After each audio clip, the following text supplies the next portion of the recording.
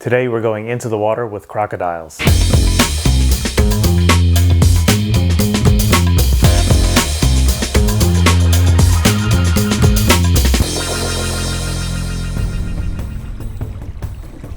In today's extreme snorkel adventure, we'll go face to face with a wild crocodile in its natural habitat.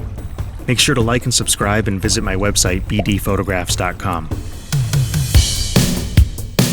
Now we've got a long journey ahead of us with planes, boats, and automobiles, so instead of telling you about it, let's get to our destination in an 80s style montage.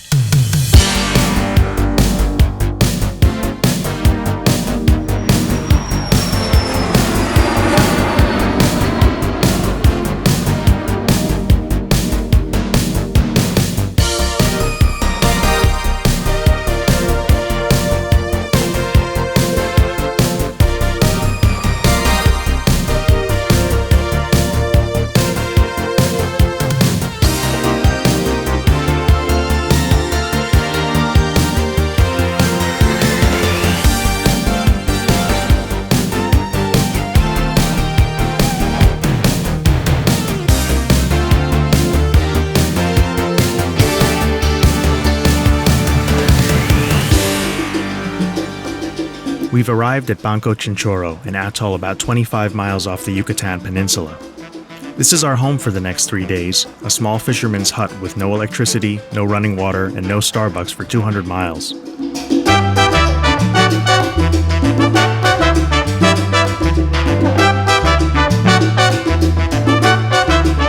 We'll sleep in hammocks in a communal room, and our dining room comes with a view. It's a little rough around the edges, but we're not here to be pampered.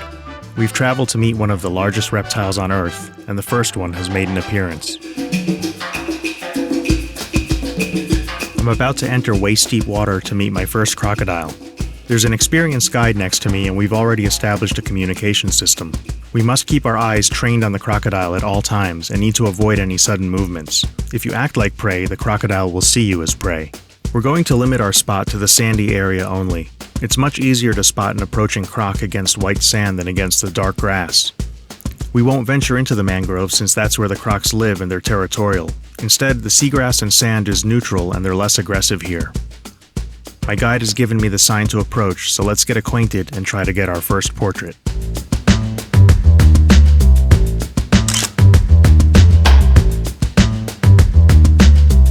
This is the legendary American crocodile, an apex predator found in the American tropics.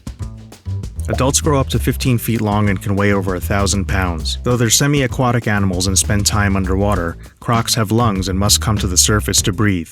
The American crocodile shouldn't be confused with the American alligator. They're different in a number of ways. Crocodiles live in coastal areas from Peru through Central America up to southern Florida, and they require a tropical climate. Alligators, on the other hand, live in the southeastern United States and are more tolerant of cooler temperatures. Crocs typically grow larger and have a different appearance from gators. Notice that the croc has a pointier snout while the gator is more rounded. Now that we've got our portrait, it's time to start planning for more advanced shots. For our next image, we're going to attempt a dramatic close-up of those teeth. It's easier said than done. If you've ever gone to the zoo, you know it's the best place in the world to watch sleeping animals. It's not any different in the wild. Animals do things on their terms. And so the standoff begins.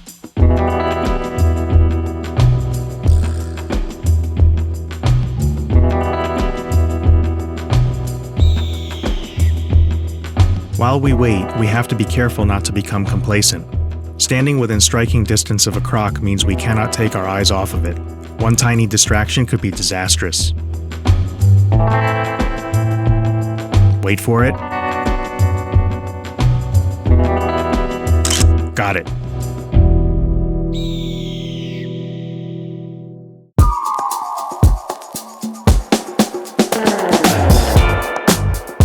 It seems another crocodile has arrived, so we need to be extra vigilant. In addition to the wildlife guide in the water next to me, there are 2 spotters keeping watch from higher ground, making sure no crocodiles can sneak up on us. Eventually, the smaller croc will give way to the larger, more dominant one. The next shot I'm going for is what I call a dinosaur shot, the croc up on all fours with its mouth open like a T-Rex. For this shot, we'll need to wait for the croc to come up for air, and I have to hold my breath and drop down to the seabed for a low angle. Once again, it's a bit of a waiting game, but it's worth it.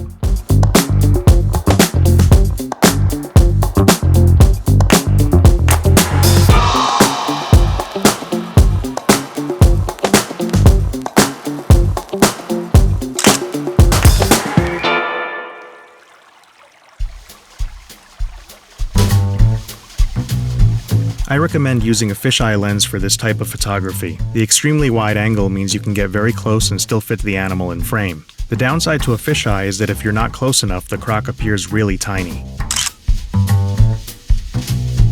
A fisheye also has a tendency to exaggerate features that are closer to the camera. In this image, the snout is right up in the camera, but the rest of the body looks almost cartoonishly tiny. If you've watched my other videos, you know I'm not afraid to show you shots I've messed up and how to learn from mistakes. Let's look at a few now.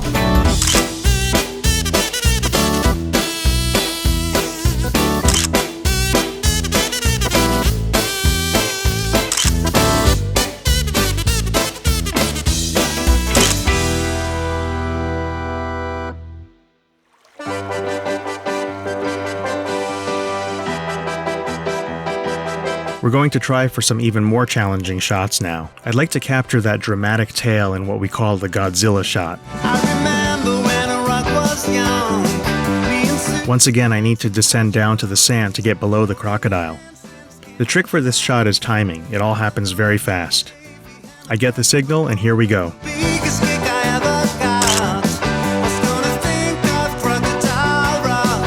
The last shot is the most challenging.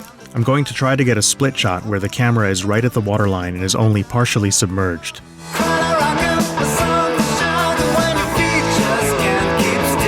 It takes several attempts, but these shots are always worth the effort.